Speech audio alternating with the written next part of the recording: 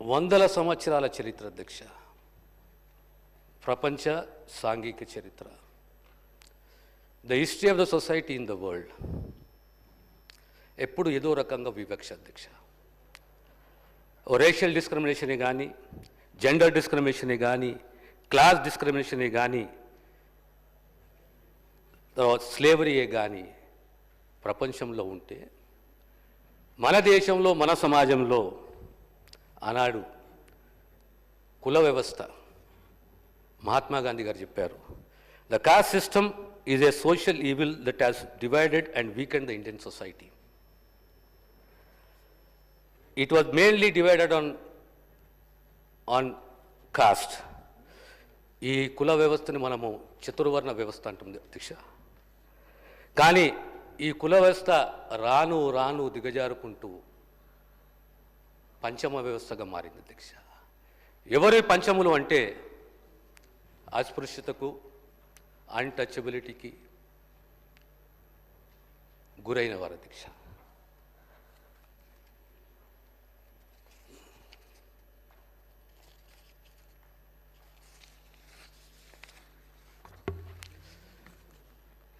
వాళ్ళ వృత్తులేంటి?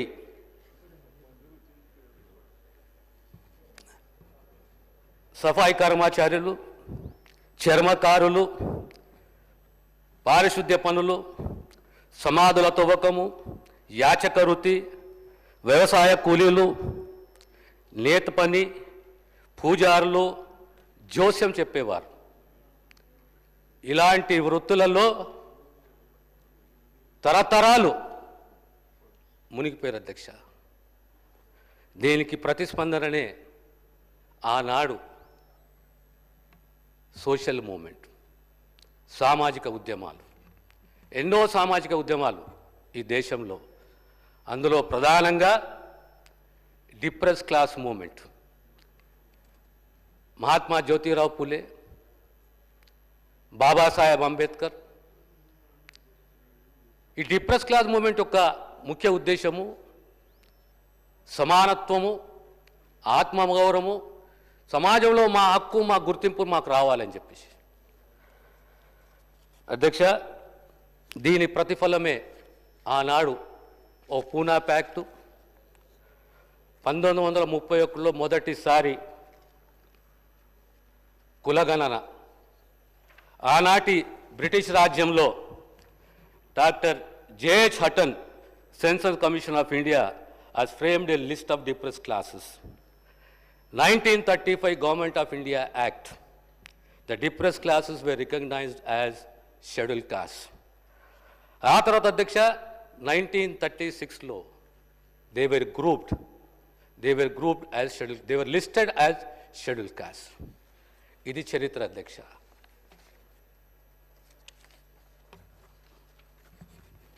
After independence మనకు వచ్చిన constitutional orders with regard to ఎస్సీస్ and ఎస్టీస్, particularly the ఎస్సీస్.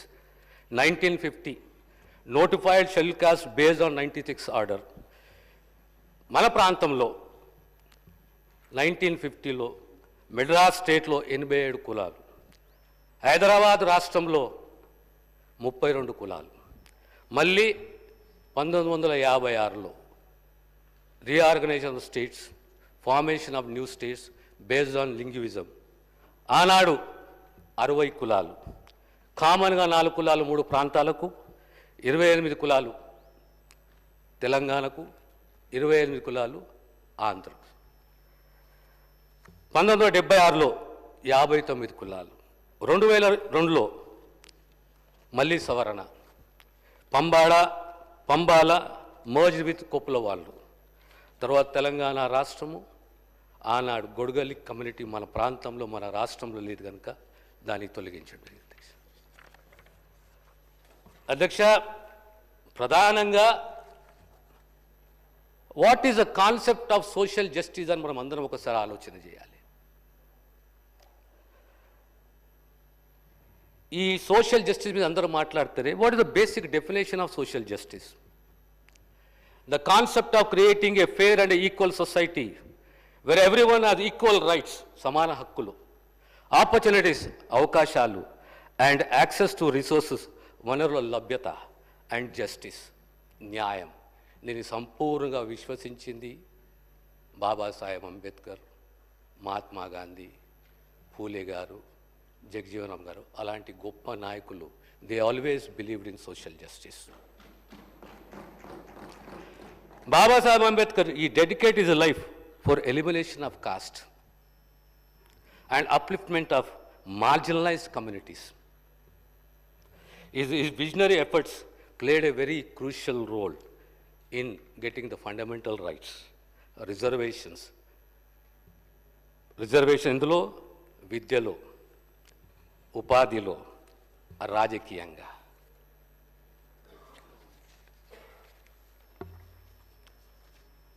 అధ్యక్ష, ఈ మూడిట్లో అన్నిట్లో ముఖ్యమైనది విద్య. The most important tool for the society to change, grow, become vibrant and bring about a cultural change is through education. సర్వము విద్యలో ఉంది. విద్యావంతుడు కావాలి, ఆత్మస్థైర్యాన్ని, ధైర్యాన్ని వేస్తుంది, అకౌంటబుల్ వస్తుంది, కల్చరల్ చేంజ్ వస్తుంది, and democracy becomes more vibrant. This is the basic tool the Indian society needs, and this is the basic tool అణగారిన కులాలు, ఈ వర్గాలకు, మోస్ట్ బ్యాక్వర్డ్ కమ్యూనిటీస్కు కావలసింది. అన్నిట్లో మొదలైంది, అన్నిట్లో మొట్టమొదటిది ప్రమాణాలతో కూడిన విద్య, దాంతో సహా నైపుణ్యం. అధ్యక్ష, ఇక ఎంప్లాయ్మెంట్ రిజర్వేషన్ ఉంటుంది, పొలిటికల్ రిజర్వేషన్స్ ఉన్నాయి మనకు.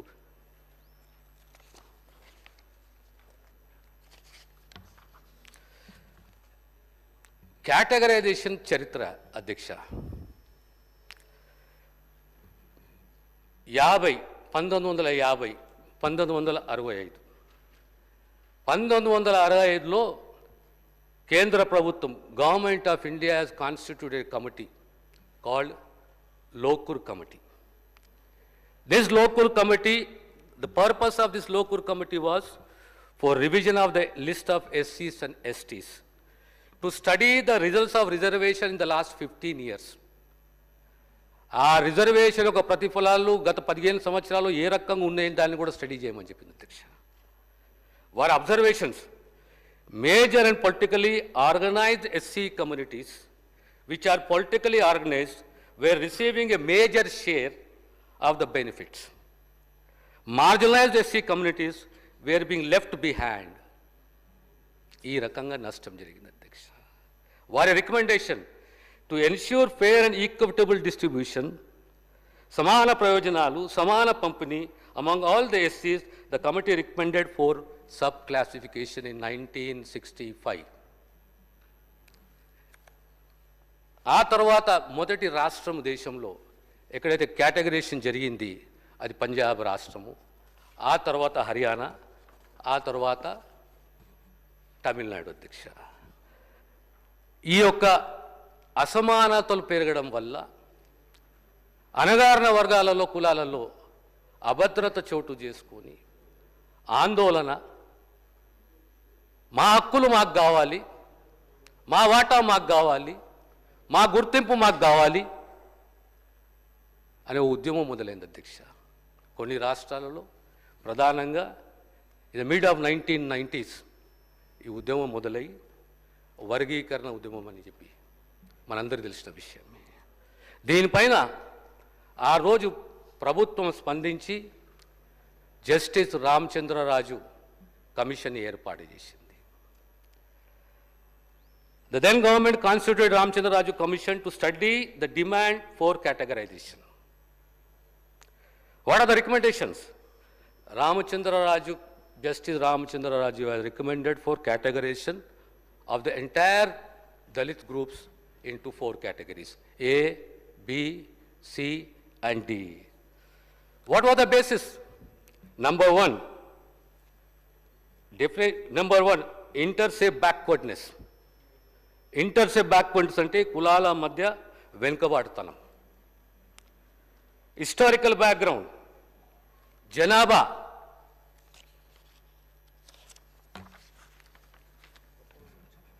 ఈ 4-5 అంశాలను దృష్టిలో పెట్టుకొని ఆనాడు కమిషన్ రికమెండ్ చేసింది అధ్యక్ష.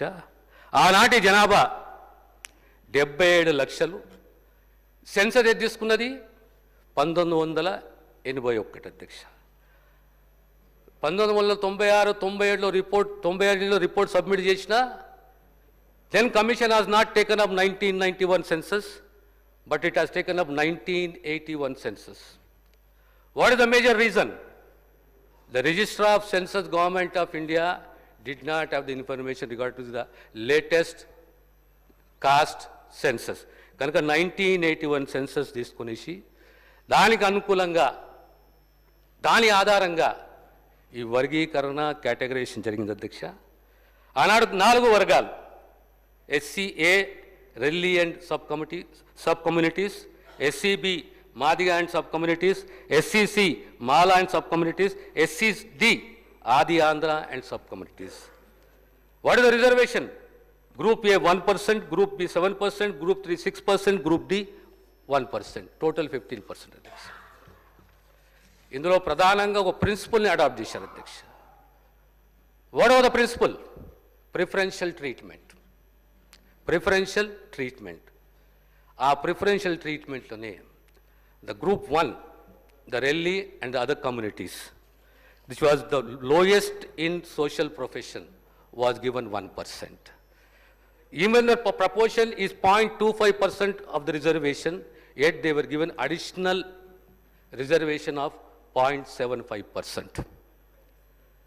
0.75%, this is the preferential treatment, which is nothing but recognizing the backwardness of those communities. అధ్యక్ష, గ్రూప్ డిలో ఆది ఆంధ్ర 3 కమ్యూనిటీలు అధ్యక్ష, వారికి 1% ఇప్పుడు అధ్యక్ష. 2004లో ఆనాడు సుప్రీంకోర్టు ఈ కేటగరైజేషన్ చెల్లదని చెప్పి ఓ తీర్పు ఇచ్చింది.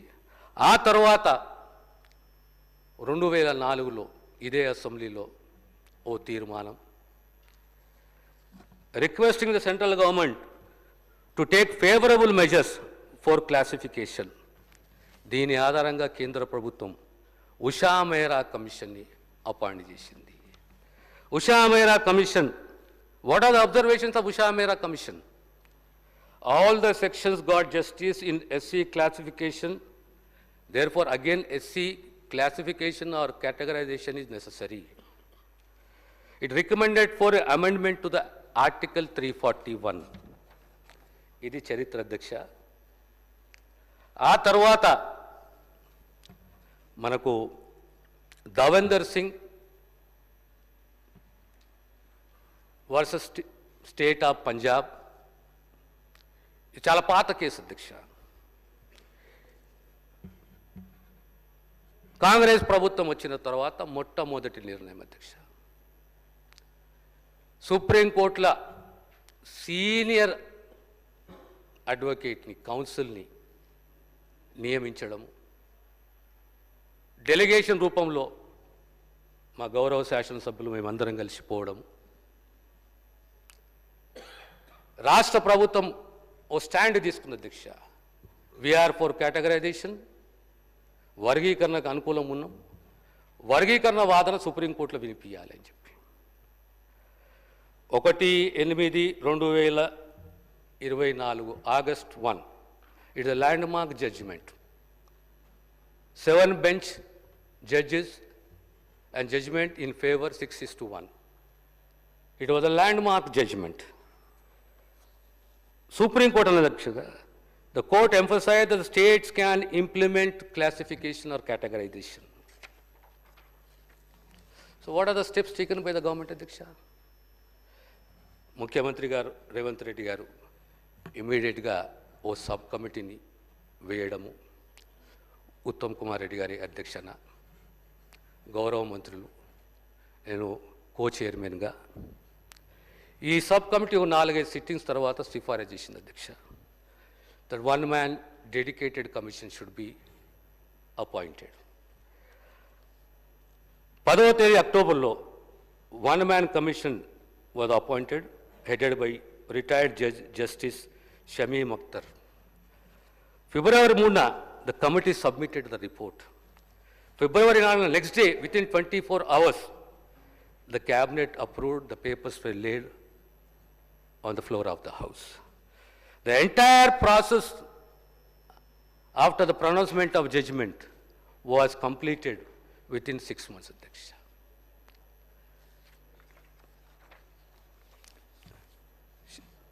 Dedicated commission ku terms of reference ఇవ్వడం జరిగింది, అధ్యక్ష. The commission has interacted with more than 8,000 individuals. The commission has received about 8,693 representations. The commission submitted a report consisting of 199 pages. The entire committee recommendations were based on the essence of Supreme Court judgment. And the government in toto has accepted, except one recommendation called the creamy layer. The observations of the commission with regard to the judgment of the Supreme Court, Adhyaksha, is chala mukyam, Adhyaksha. The Honorable Apex Court considers socio-economic realities faced by different groups, specified communities within the scheduled caste, and acknowledge that these realities warrant differential treatment. Differential treatment. These most backward communities which have been at the disadvantageous position need differential treatment. The Honorable Supreme Court emphasized that one size fits all approach. Chala goppaga cheppindi Supreme Court. One size fits all approach. One size fits all. That approach to reservation often results in inequitable distribution of benefits. One size fits all. దానికి నిర్వచనం చెప్పింది, అధ్యక్ష. The Honorable Supreme Court also worded note of caution. The Honorable Supreme Court also worded a note of caution that any misuse of the process can be subjected to judicial review. Any misuse of the process can be subjected to judicial review, which acts as a robust check against political manipulations. ఎలాంటి రాజకీయ నిర్ణయాలు తీసుకోకుండా సుప్రీంకోర్టుకు authority ఉన్నది. మీరే నిర్ణయం తీసుకున్నా we have the power to go for a judicial review. The preferential treatment is nothing but, what is the definition of preferential treatment? The preferential treatment is nothing but aimed at ensuring social justice and equitable distribution of benefits among all the subjects, all the groups. ప్రధానంగా supreme court అన్న విషయాలు, అధ్యక్ష, commission చెప్తున్నది. The scheduled castes are not homogeneous. They are heterogeneous. The subclassification within the SCs does not violate Article 14, Article 341. The court emphasized that while states can implement subclassification, categorization must be based on empirical data. Entire categorization process should be based on empirical data. So what is the empirical data? What is the definition of empirical data? జనాభా, అక్షరాస్యత, వృత్తులు, ఉద్యోగాలు, ఆర్థిక స్థితిగతులు, social condition. So ప్రధానంగా వర్గీకరణ, categorization or classification is based on empirical data. And preferential treatment, a preferential treatment which means protecting, giving more leverage to the most backward communities among the Dalits, among the SCs. The major recommendation of the commission, it is based on 2011 census. The population 52,17,768. The communities 59 communities. ఇది ఒక ప్రశ్న ఉత్పన్నమవుతుంది. Why not 2 groups? Why not 4 groups? Why 3? It is not practically what the commission has said. It is not practically to classify scheduled castes into 2 groups due to social, economic conditions and historical background. Dividing the Sikh community into two groups, this will again result in developed and underdeveloped, will lead to imbalances and inequalities. అదే రకంగా according to empirical data, there are no difference among the scheduled castes at the level of group 4. At the level of group 4,